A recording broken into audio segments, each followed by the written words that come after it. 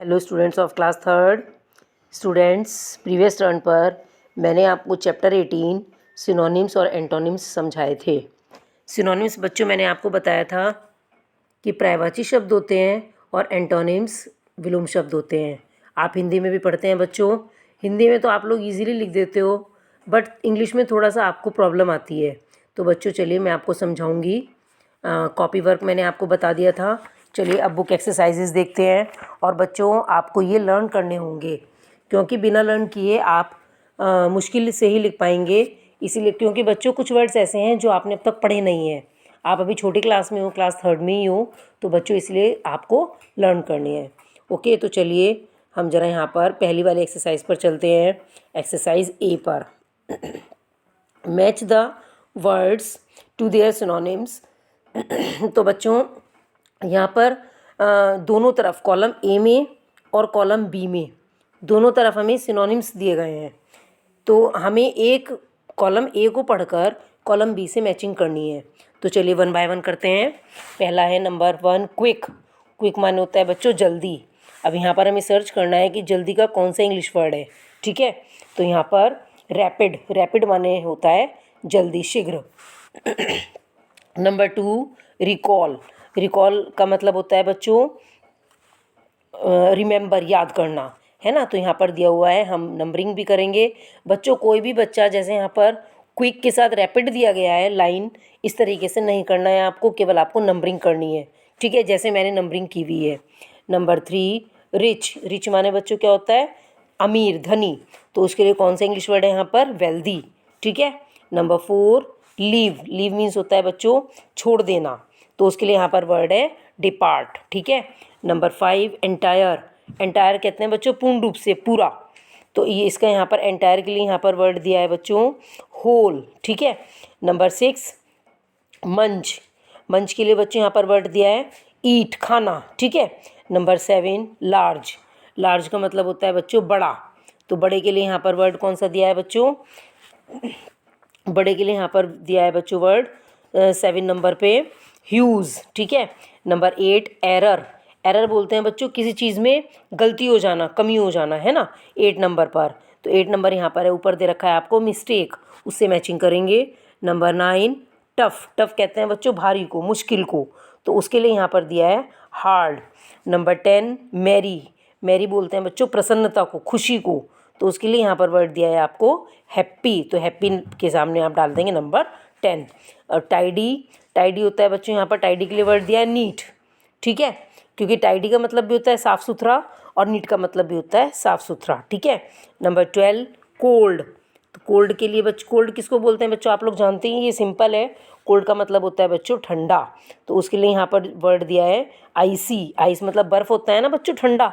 तो ये दोनों सेम मीनिंग है। ठीक है। नंबर 13 है सेंटर। सेंटर बोलते हैं बच्चों बीच में, और बीच में के लिए कौन सा वर्ड दिया हुआ है यहाँ पर, मिडिल। ठीक है। Number 14 tiny. टाइनी बोलते हैं बच्चों छोटे को, स्मॉल को, है ना। तो उसके लिए यहाँ पर वर्ड दिया है आपको, टाइनी के लिए यहाँ पर वर्ड दिया गया है बच्चों minute.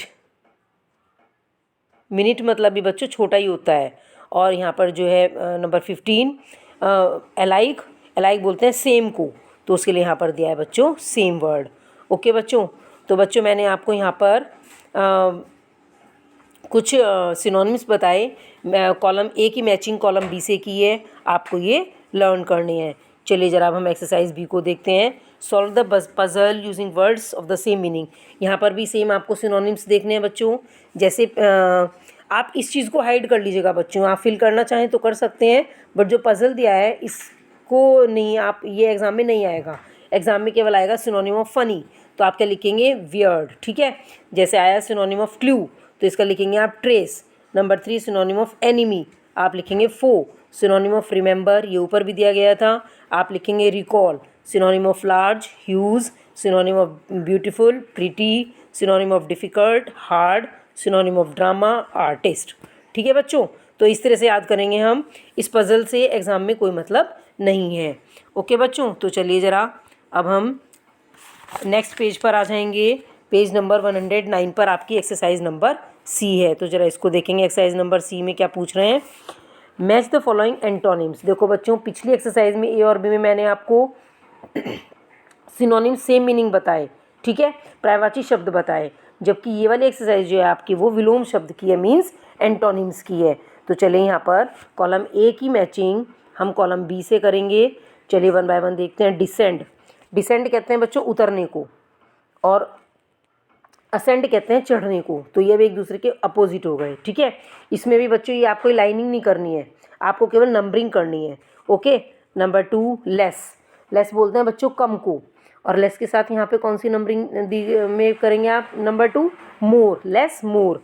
Backward, forward, hate, love, strong, weak, sour, sweet, take, give, dry, wet, early.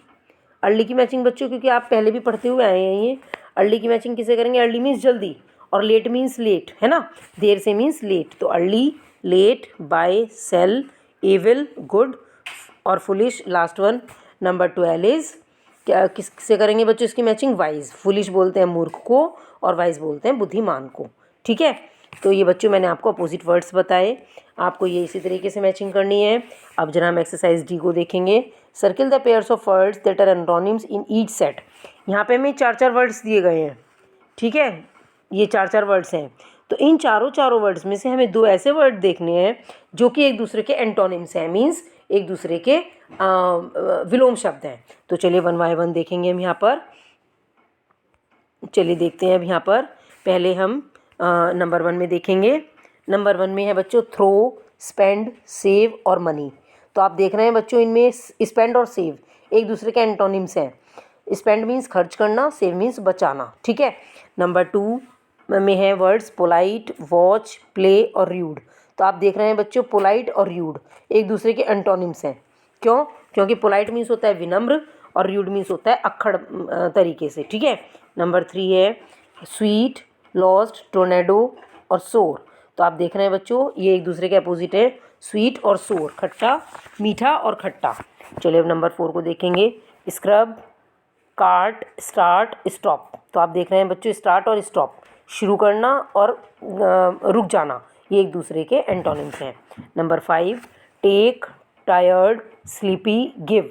तो आप पता करेंगे बच्चों, देखिए इसमें टेक और गिव, देना और लेना, ये एक दूसरे के अपोजिट वर्ड्स हैं।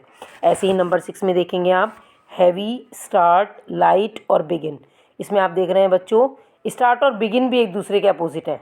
नहीं बच्चों, स्टार्ट और बिगिन क्या है? एक दूसरे के सिनोनिम्स हैं, यहाँ पर पर्यायवाची हैं, जबकि हमें यहाँ पर सिनोनिम्स नहीं बताने हैं, हमें यहाँ पर एंटोनिम्स बताने हैं, एक दूसरे के अपोजिट बताने हैं। तो इसमें हैवी और लाइट ये एक दूसरे के अपोजिट है। हैवी मीन्स भारी और लाइट मीन्स हल्का। नंबर 7 फास्ट, स्विफ्ट, डार्क और स्लो। अब देखेंगे बच्चों आप यहाँ पे फास्ट और स्लो एक दूसरे के एंटोनिम्स हैं। फास्ट मीन्स जल्दी और स्लो मीन्स धीमे धीमे। अब ऐसे ही यहाँ पर नंबर 8 है बच्चों क्रेजी, इल, सेन और पेल। तो इसमें भी बच्चों इल और पेल, इल मीन्स भी बीमार होना और पेल मीन्स भी पीले पीले पड़ जाना। तो ये तो दोनों एक दूसरे के क्या हो गए? सिनोनिम्स हो गए। हमें पता क्या करना है? एंटोनिम्स का पता करना है। तो इसमें क्रेजी और सेन ये एक दूसरे के एंटोनिम्स हैं, ठीक है बच्चों। तो मैंने यहाँ पर अब आपको एक्सरसाइज डी भी बता दी बच्चों। अब एक्सरसाइज नंबर ई में देखते हैं इसमें क्या करना है। देखिए इसमें रीड ईच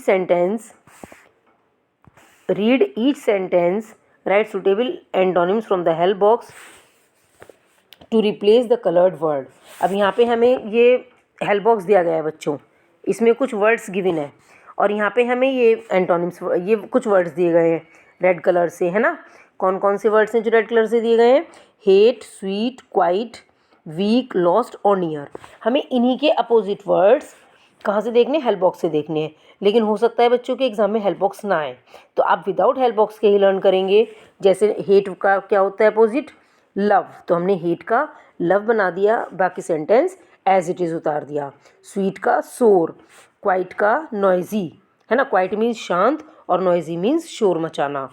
वीक का हो गया स्ट्रॉन्ग बच्चों, लॉस्ट का हो गया फाउंड, है ना, क्योंकि लॉस्ट क्या है? सेकंड फॉर्म है, तो इसीलिए हम फाइंड ना लिखकर यहाँ पर भी सेकंड फॉर्म ही लिखेंगे, फाउंड ही लिखेंगे, ठीक है। नियर का हो गया बच्चों फार।